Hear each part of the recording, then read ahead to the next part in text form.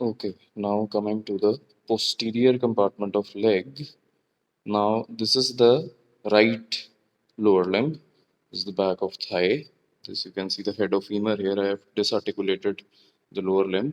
So this is the popliteal fossa of the right side, showing the bicep femoris, the semitendinosus, and instead of we have the sartorius gracilis semitendinosus, this is semimembranosus. So popliteal fossa of the right side.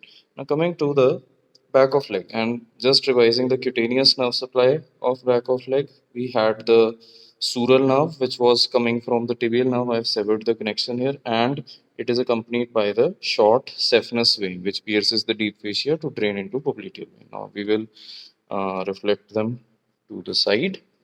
Okay. Now, the most superficial muscle of the back of leg you see is the gastrocnemius. This is the lateral head of gastrocnemius. This is the medial head of gastrocnemius. I've cut these heads. This is the origin of lateral head of gastrocnemius from the lateral surface of lateral condyle of femur and also from the lower part of supracondylar lateral supracondylar ridge. And this is the medial head taking origin from the this lower medial part of popliteal surface of femur. Okay. Now these we had already seen they derive their nerve supply. This is the lateral head and this is the medial head deriving their nerve supply from the tibial nerve. Right. So we can already see. Now we will reflect the lateral head down and the medial head down. We can see that the lateral and medial heads are continuing into this tendon. This is called as the tendocalcaneus because it inserts on the intermediate one third of the posterior surface of the calcaneum, as you must have been told in the tarsal bones, right? But in addition to the gastrocnemius, another muscle contributes to the tendocalcaneum that is lying deep to the gastrocnemius. If we reflect the lateral and medial heads, this muscle is the soleus muscle, right? So soleus muscle कहाँ से origin लेता है? We know it takes origin from, now this is the fibula. It takes origin from upper one fourth of posterior surface of fibula lying between its medial crest and the posterior border.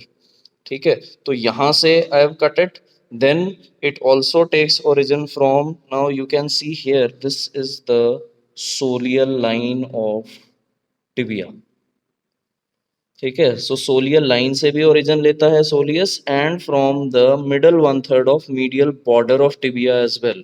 Medial border you can see because this was the subcutaneous part of tibia. This was the anterior border, this is the medial border, right? तो medial border के middle one third से भी origin लेता है soleus muscle. Now I have cut its origin from all the parts. I've cut its blood supply, but you can see I've kept the nerve supply intact. This nerve supply is also coming from the tibial nerve, same as the nerve supply which was going to the lateral head of gastrocnemius, which was going to the medial head of gastrocnemius also from the tibial nerve. So it is also supplying the soleus muscle, right?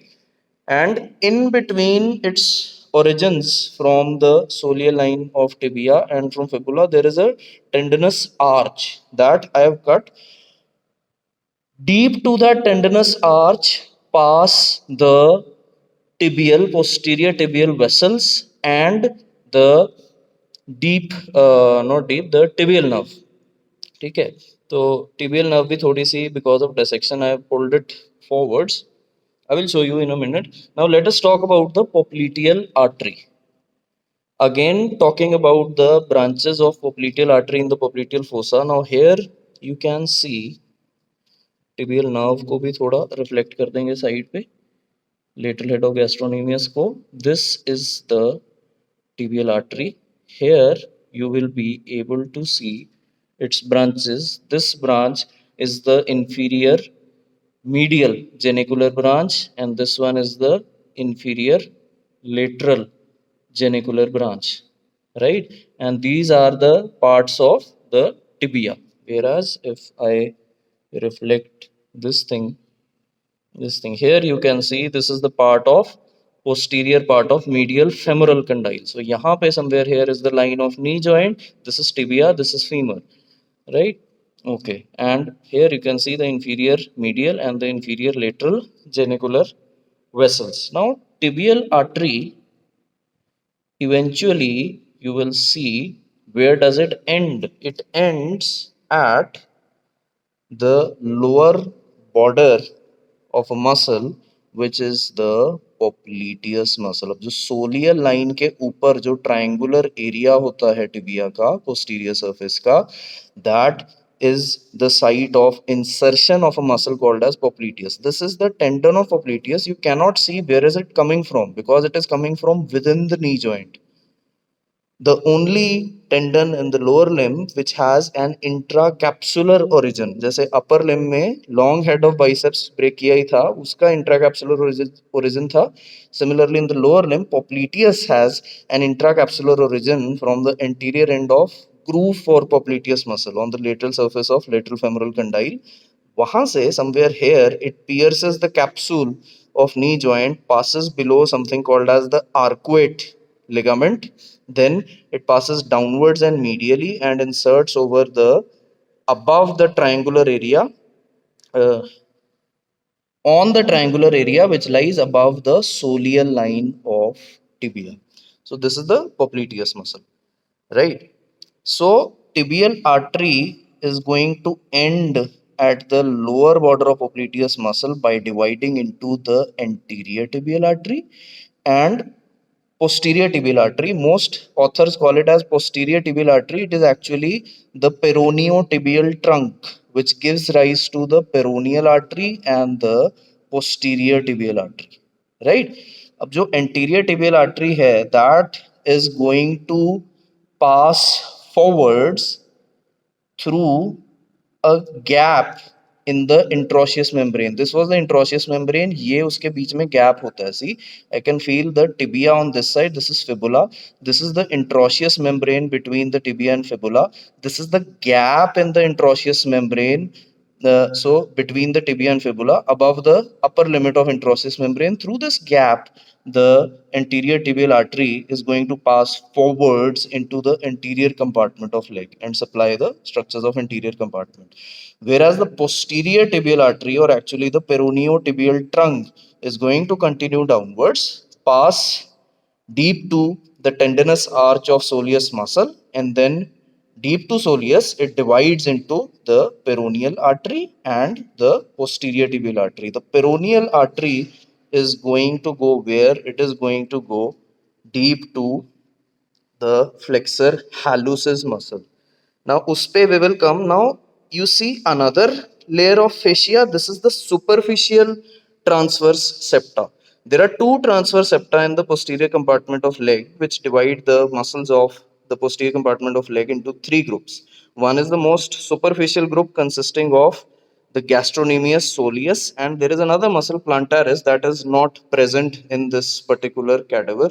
I will try to show you the plantaris in another cadaver, but these are the superficial muscles. Then there is the superficial transverse septum, which is whose attachment is also to the posterior border of fibula and to the the medial border of tibia, right? And then deep to this superficial transverse septum is the intermediate layer of flexor muscles. Those are the laterally taking origin from fibula is the flexor hallucis longus, and medially taking origin from the tibia is the flexor digitorum longus. Now you can see that the tibial nerve and the posterior tibial vessels are passing deep to this septum. Now, in the next part of the video, I am going to remove this septum and then trace the posterior tibial vessels and the tibial nerve further down, where we will see they will pass along with the muscles of the tendons of long flexors of digit deep to something called as the flexor retinaculum, which will be present here somewhere below and behind the medial malleolus. And here you can see this is the tendocalcaneus. Plantaris muscle, when it is present, it also takes origin from near the lateral head of gastrocnemius, right, from the upper part of lateral supracondylar ridge.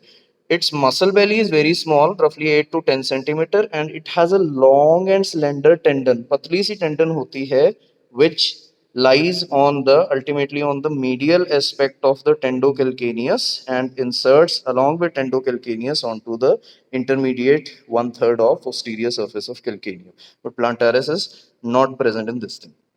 Another thing जो हमने popliteal fossa में भी किया था, the nerve to popliteus. Here, see, this is the nerve to popliteus.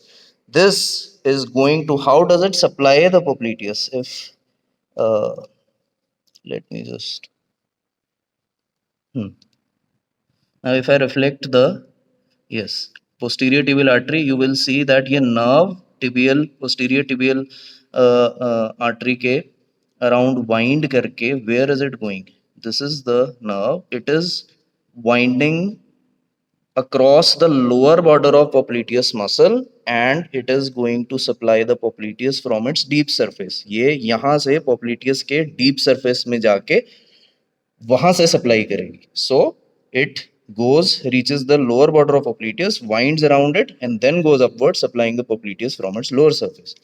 This जो nerve जो है, this, okay, right? So this is the nerve to popliteus. This we are done in the popliteal fossa also, but I couldn't show it you in that demo. Here you can see. Now in the next part, I am going to remove the superficial transverse septum. Then we are going to see the flexor hallucis longus, flexor digitorum longus, and then finally the tibialis posterior and the flexor retinaculum. Okay.